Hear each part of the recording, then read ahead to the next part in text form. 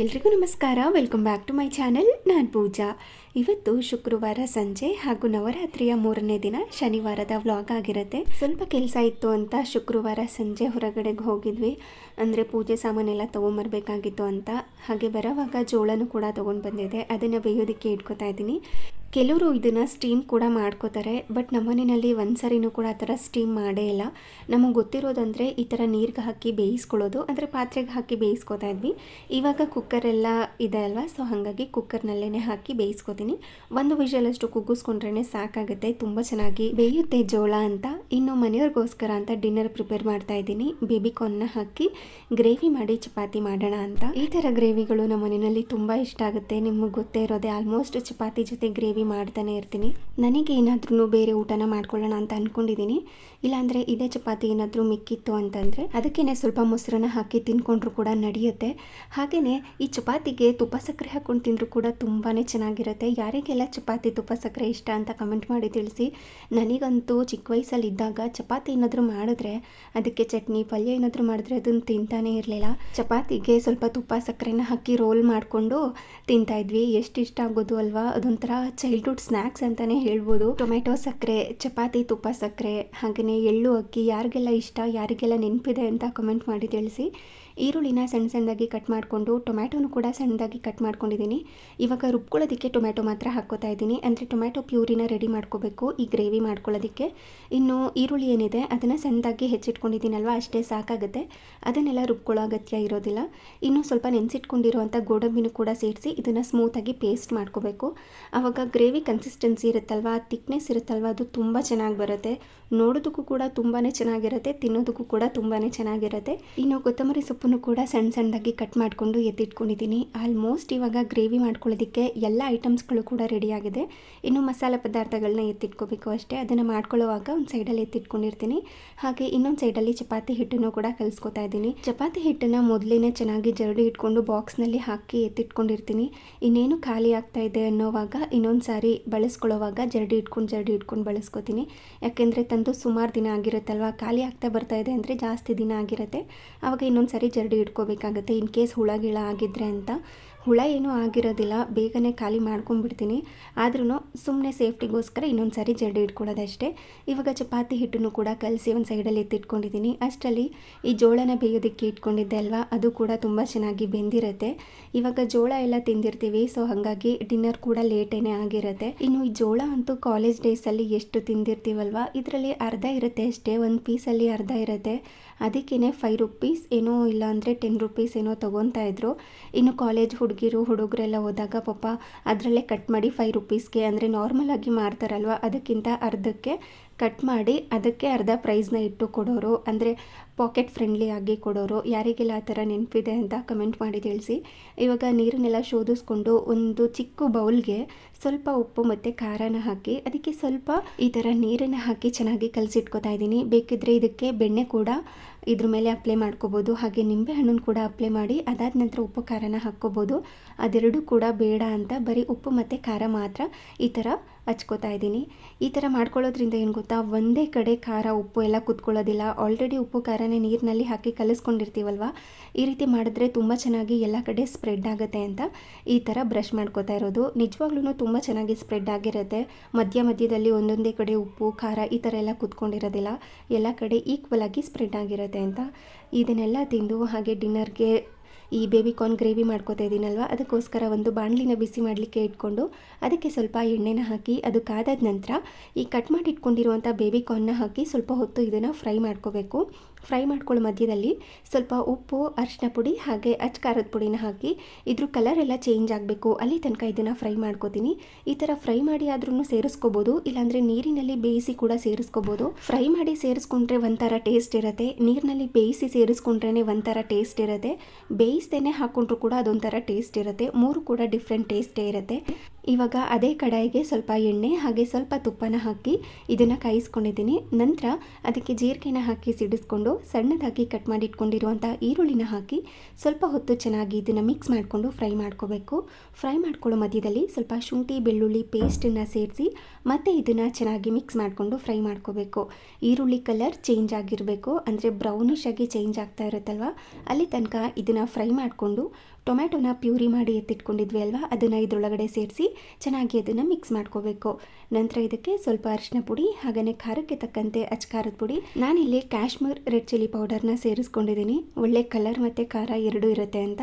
ಹಾಗೆ ಸ್ವಲ್ಪ ಧನಿಯಾ ಪುಡಿ, ಅರ್ಧ ಸ್ಪೂನಷ್ಟು ಗರಂ ಮಸಾಲ, ಸ್ವಲ್ಪ ಜೀರಿಗೆ ಪುಡಿ, ಕಸೂರಿ ಮೇಥಿನ ಹಾಕಿ ರುಚಿಗೆ ತಕ್ಕಷ್ಟು ಉಪ್ಪನ್ನು ಸೇರಿಸಿ ಚೆನ್ನಾಗಿ ಇದನ್ನು ಮಿಕ್ಸ್ ಮಾಡಿಕೊಂಡು ಕುದಿಸ್ಕೋಬೇಕು. ನೋಡ್ತಾ ಇರೋವಾಗಲೇ ಗೊತ್ತಾಗಿರುತ್ತೆ ನಿಮಗೆ ಯಾವ ಥರ ಇದೆ ಅಂತ. ನೋಡಿ, ಕನ್ಸಿಸ್ಟೆನ್ಸಿ ಇದೇ ಥರ ಇರಬೇಕು. ತೀರಾ ತೆಳು ಕೂಡ ಇರಬಾರ್ದು, ತೀರಾ ಗಟ್ಟಿಯಾಗಿಯೂ ಕೂಡ ಇರಬಾರ್ದು. ಗಟ್ಟಿ ಆದರೆ ಸ್ವಲ್ಪ ನೀರನ್ನು ಹಾಕ್ಕೋಬೋದು, ತೆಳು ಆದರೆ ಜಾಸ್ತಿ ಹೊತ್ತು ಕುದಿಸ್ಕೋಬೇಕಾಗತ್ತೆ. ನಂತರ ಇವಾಗ ರುಬ್ಬಿ ಇಟ್ಕೊಂಡಿರುವಂತಹ ಈ ಗೋಡಂಬಿ ಪೇಸ್ಟ್ ಇತ್ತಲ್ವ, ಅದನ್ನು ಇದರೊಳಗಡೆ ಸೇರಿಸಿ ಇನ್ನೊಮ್ಮೆ ಚೆನ್ನಾಗಿ ಮಿಕ್ಸ್ ಮಾಡ್ಕೊಂಡಿದ್ದೀನಿ. ನಂತರ ಇವಾಗ ಫ್ರೈ ಮಾಡಿ ಇಟ್ಕೊಂಡಿರುವಂಥ ಬೇಬಿಕಾರ್ನ್ ಏನಿತ್ತಲ್ವ, ಅದನ್ನು ಇದರೊಳಗಡೆ ಸೇರಿಸಿ ಮತ್ತು ಇದನ್ನು ಚೆನ್ನಾಗಿ ಮಿಕ್ಸ್ ಮಾಡ್ಕೊಳ್ಳೋದು. ಕನ್ಸಿಸ್ಟೆನ್ಸಿ ಇದೇ ಥರನೇ ಇರಬೇಕು, ಆವಾಗಲೇ ಟೇಸ್ಟ್ ಚೆನ್ನಾಗಿರೋದು. ಸ್ವಲ್ಪ ಸ್ವೀಟಿಶ್ ಆಗಿ ಬೇಕು ಅಂತಂದರೆ ಇದಕ್ಕೆ ಸ್ವಲ್ಪ ಸಕ್ಕರೆನ ಹಾಕ್ಕೊಂಡ್ರೆ ಇನ್ನೂ ಟೇಸ್ಟಿಯಾಗಿರುತ್ತೆ. ನಾನು ಟೇಸ್ಟ್ ಕೂಡ ನೋಡಿರಲಿಲ್ಲ, ಉಪ್ಪು ಖಾರ ಎಲ್ಲ ಕರೆಕ್ಟಾಗಿ ಹಾಕಿದ್ದೆ, ಡೈರೆಕ್ಟಾಗಿ ಬಡಿಸಿದ್ದೆ ಕೂಡ. ತುಂಬ ಚೆನ್ನಾಗಿತ್ತಂತೆ, ನಮ್ಮ ಮನೆಯವರೆಲ್ಲ ಹೇಳ್ತಾಯಿದ್ರು. ನೀವು ಬೇಕಿದ್ದರೆ ಒಮ್ಮೆ ಟ್ರೈ ಮಾಡಿ ನೋಡ್ಬೋದು, ನಿಮ್ಮ ಮನೆಯವ್ರಿಗೂ ಹಾಗೆ ನಿಮಗೂ ಕೂಡ ಇಷ್ಟ ಆಗಬಹುದು. ಹಾಗೆ ಇನ್ನೊಂದು ಸೈಡಲ್ಲಿ ಕುದಿಲಿಕ್ಕೆ ಇಟ್ಕೊಂಡಿದ್ದೀನಿ, ಅಂದರೆ ಎಣ್ಣೆ ಬಿಟ್ಕೊಂಡು ಬರೋ ತನಕ ಕುದಿಸ್ಕೋಬೇಕು, ಆವಾಗಲೇ ಟೇಸ್ಟ್ ಚೆನ್ನಾಗಿ ಬರೋದು. ಹಾಗೆ ಇನ್ನೊಂದು ಸೈಡಲ್ಲಿ ಚಪಾತಿನೂ ಕೂಡ ಲಟ್ಟಿಸ್ಕೊಂಡು ಬೇಯಿಸ್ಕೊತಾ ಇದ್ದೀನಿ. ಚಪಾತಿನೆಲ್ಲ ಲಟ್ಟಿಸಿ ಬೇಯಿಸ್ಕೊಳ್ಳೋ ಅಷ್ಟರಲ್ಲಿ ಈ ಗ್ರೇವಿ ಕೂಡ ರೆಡಿಯಾಗಿರುತ್ತೆ. ಕೊನೆಯಲ್ಲಿ ಸ್ವಲ್ಪ ಕಸೂರಿ ಮೇಥಿನ ಹಾಕಿ ಹಾಗೆಯೇ ಸ್ವಲ್ಪ ಸಣ್ಣದಾಗಿ ಕಟ್ ಮಾಡಿ ಇಟ್ಕೊಂಡಿರುವಂಥ ಕೊತ್ತಂಬರಿ ಸೊಪ್ಪನ್ನು ಹಾಕಿ ಮಿಕ್ಸ್ ಮಾಡಿಕೊಂಡ್ರೆ ಪರ್ಫೆಕ್ಟ್ ಆಗಿರುವಂಥ ಬೇಬಿಕಾರ್ನ್ ಗ್ರೇವಿ ರೆಡಿಯಾಗಿರುತ್ತೆ. ಹಾಗೆಯೇ ಇದು ನವರಾತ್ರಿಯ 3ನೇ ದಿನ, ಅಂದರೆ ಶನಿವಾರ ಬೆಳಿಗ್ಗೆಯಿಂದನೇ ವ್ಲಾಗ್ನ ಕಂಟಿನ್ಯೂ ಮಾಡ್ತಾ ಇದ್ದೀನಿ. ಇವತ್ತು ಮಳೆ ಕೂಡ ಬರ್ತಾ ಇತ್ತು, ಸೊ ಹಾಗಾಗಿ ಲೇಟಾಗೇ ದಿನ ಸ್ಟಾರ್ಟ್ ಆಯಿತು. ಒಂದು 5:30 ಹಂಗೆ ಎದ್ದು ಮನೆಯೆಲ್ಲ ಕ್ಲೀನ್ ಮಾಡಿಕೊಂಡು ಇವಾಗ ರಂಗೋಲಿನೂ ಕೂಡ ಹಾಕ್ಕೋತಾ ಇದ್ದೀನಿ.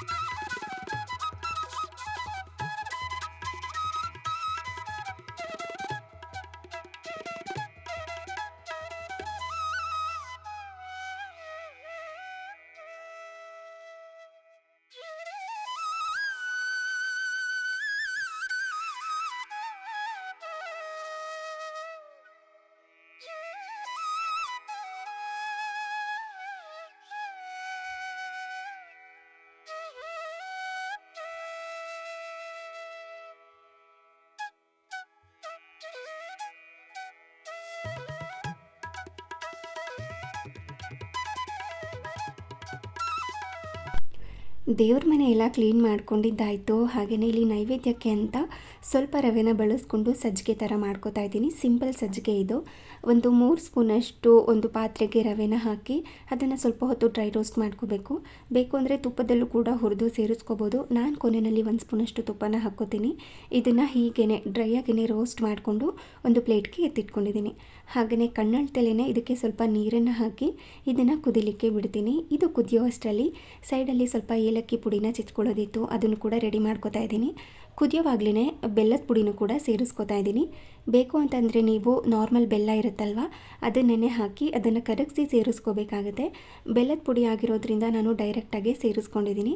ಹಾಗೆ ಏಲಕ್ಕಿನೂ ಕೂಡ ಕುಟ್ಟಿ ಪುಡಿ ಮಾಡಿ ರೆಡಿ ಮಾಡ್ಕೊಳ್ಳೋದು ಅದು ಕುದಿಯೋ ಅಷ್ಟರಲ್ಲಿ. ಹಾಗೆಯೇ ಇವತ್ತು ಸ್ವೀಟ್ ಮಾಡಿ ಅಂದರೆ ಪೂಜೆ ಮಾಡೋದಕ್ಕಿಂತ ಮುಂಚೆನೇ ನೈವೇದ್ಯಕ್ಕೆ ಎಲ್ಲ ರೆಡಿ ಮಾಡಿಕೊಂಡು ಅದಾದ ನಂತರ ಪೂಜೆನ ಸ್ಟಾರ್ಟ್ ಮಾಡೋಣ ಅಂತ ಅಂದ್ಕೊಂಡಿದ್ದೆ. ಸೊ ಹಾಗಾಗಿ ಅದೇ ರೀತಿ ಪ್ರಿಪೇರ್ ಮಾಡ್ಕೋತಾ ಇದ್ದೀನಿ. ಇವಾಗ ನೀರು ಕೂಡ ಕುದಿಲಿಕ್ಕೆ ಸ್ಟಾರ್ಟ್ ಆಗಿತ್ತು. ಈ ಕುದಿಯೋ ಹಂತದಲ್ಲಿ ಡ್ರೈ ರೋಸ್ಟ್ ಮಾಡಿ ಇಟ್ಕೊಂಡಿರುವಂಥ ರವೆನ ಇದರೊಳಗಡೆ ಸೇರಿಸಿ, ಹಾಗೆ ಕುಟ್ಟಿ ಪುಡಿ ಮಾಡಿ ಇಟ್ಕೊಂಡಿರುವಂಥ ಏಲಕ್ಕಿ ಪುಡಿನೂ ಕೂಡ ಇದರೊಳಗಡೆ ಸೇರಿಸಿ ಚೆನ್ನಾಗಿ ಇದನ್ನು ಮಿಕ್ಸ್ ಮಾಡಿಕೊಂಡು ಬೇಯಿಸ್ಕೋಬೇಕು. ಆ ರವೆ ಎಲ್ಲ ಬೇಯೋ ಅಷ್ಟರಲ್ಲಿ ಸೈಡಲ್ಲಿ ಕೊಬ್ಬರಿ ತುರಿನೂ ಕೂಡ ತುರಿದು ರೆಡಿ ಮಾಡ್ಕೋತಾ ಇದ್ದೀನಿ. ಕೊನೆಯಲ್ಲಿ ಸ್ವಲ್ಪ ಹಾಕ್ಕೊಂಡ್ರೆ ಟೇಸ್ಟ್ ಚೆನ್ನಾಗಿರುತ್ತೆ ಅಂತ. ನೋಡಿ, ಈ ಥರ ಸ್ವಲ್ಪ ಜಾಸ್ತಿ ನೀರಿರೋ ಥರನೇ ಹಾಕ್ಕೊಂಡ್ರೆ ರವೆ ತುಂಬ ಚೆನ್ನಾಗಿ ಬೆಂದಿರುತ್ತೆ, ಸಾಫ್ಟಾಗಿಯೂ ಕೂಡ ಆಗಿರುತ್ತೆ. ಅದನ್ನು ಸಿಮ್ನಲ್ಲಿ ಇಟ್ಕೊಂಡು ಬೇಯೋದಕ್ಕೆ ಇಟ್ಕೊಂಡಿರ್ತೀನಿ. ಅದು ಬೇಯೋ ಅಷ್ಟರಲ್ಲಿ ಇಲ್ಲಿ ಪೂಜೆಗೂ ಕೂಡ ರೆಡಿ ಮಾಡ್ಕೋತಾ ಇದ್ದೀನಿ. ಅದು ಚೆನ್ನಾಗಿ ಬೆಂದಿರುತ್ತೆ ನೋಡಿ, ಅಂದರೆ ಸ್ವಲ್ಪ ಸಾಫ್ಟಾಗಿ ಆಗಿರುತ್ತಲ್ವ. ಆ ಹಂತದಲ್ಲಿ ತುರಿದಿಟ್ಕೊಂಡಿರುವಂಥ ಕೊಬ್ಬರಿ ತುರಿನ ಹಾಕಿ ಸ್ವಲ್ಪ ತುಪ್ಪನ ಹಾಕಿ ಚೆನ್ನಾಗಿ ಮಿಕ್ಸ್ ಮಾಡ್ಕೊಂಡ್ಬಿಟ್ರೆ ಸಜ್ಜಿಗೆ ರೆಡಿ ಆಗಿರುತ್ತೆ. ಅದನ್ನೇ ಇವತ್ತು ದೇವಿಗೆ ನೈವೇದ್ಯ ಮಾಡ್ತಾ ಇರೋದು.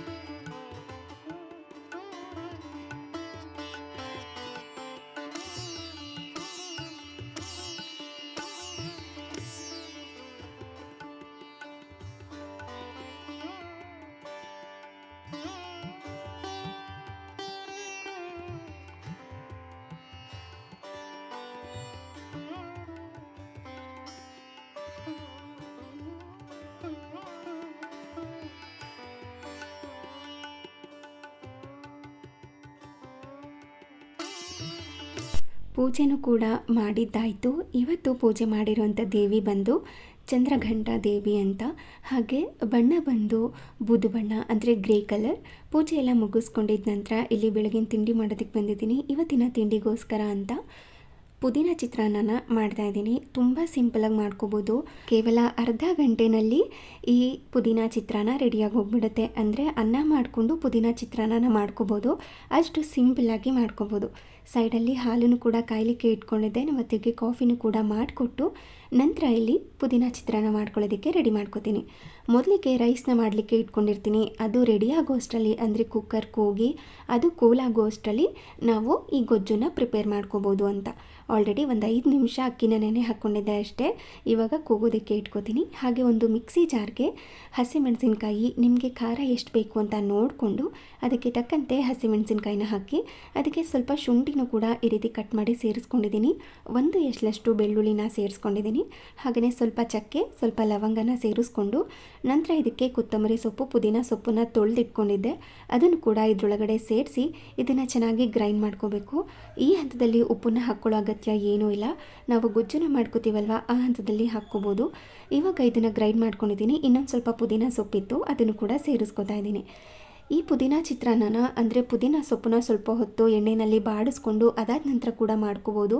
ಇಲ್ಲಾಂದರೆ ಈ ಥರ ಹಸಿಯಾಗೇ ಮಾಡಿಕೊಂಡು ಗೊಜ್ಜನ್ನು ಸ್ವಲ್ಪ ಹೊತ್ತು ಜಾಸ್ತಿ ಕುದಿಸ್ಕೊಂಡ್ರೆ ಈ ಪುದೀನ ಸೊಪ್ಪೊಂದು ಹಸಿ ವಾಸನೆ ಇರುತ್ತಲ್ವ ಅದೆಲ್ಲ ಇರೋದಿಲ್ಲ. ತುಂಬ ಅಂದರೆ ತುಂಬಾ ರುಚಿಯಾಗಿ ಬರುತ್ತೆ.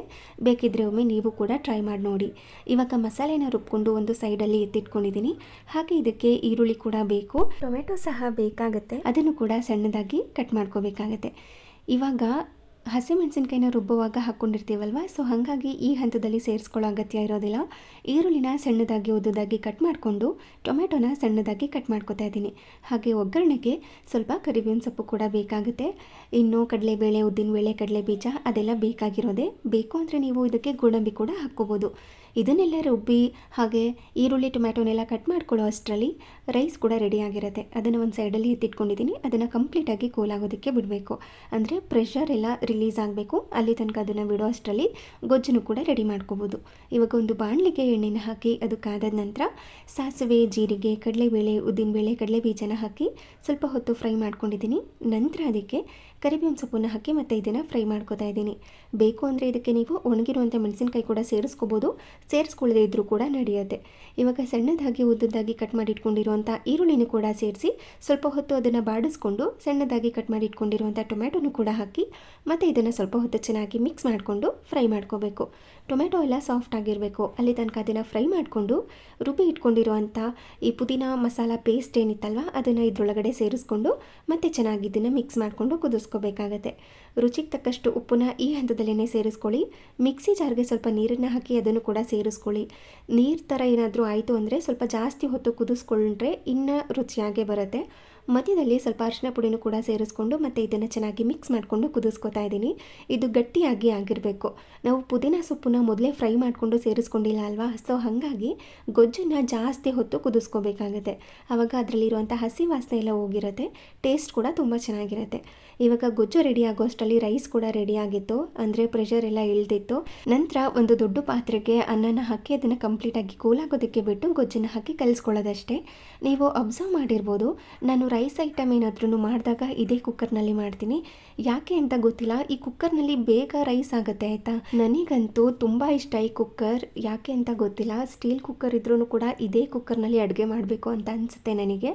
ಎಲ್ಲರಿಗೂ ಒಂದು ಫೇವ್ರೆಟ್ ಪಾತ್ರೆ ಅಂತ ಇರುತ್ತೆ. ಅದೇ ಥರ ನನಗೂ ಈ ಕುಕ್ಕರ್ ತುಂಬ ಇಷ್ಟ. ಇವಾಗ ಮನೆಯವ್ರಿಗೆಲ್ಲ ಬ್ರೇಕ್ಫಾಸ್ಟ್ ರೆಡಿ ಆಯಿತು. ನಾನು ಮೊಸರನ್ನ ತಿಂತೀನಿ. ಹಾಗಾಗಿ ಸ್ವಲ್ಪ ಬಿಳಿ ಅನ್ನನ ಹಾಗೇನೆ ಇಟ್ಕೊಂಡಿದ್ದೀನಿ. ಹಾಗೆ ಇದಾಗಿತ್ತು ಇವತ್ತಿನ ವಿಡಿಯೋ ಇಷ್ಟ ಆಗಿದ್ರೆ ಪ್ಲೀಸ್ ಒಂದು ಲೈಕ್ ಮಾಡಿ ಹಾಗೆ ಶೇರ್ ಮಾಡಿ. Thank you.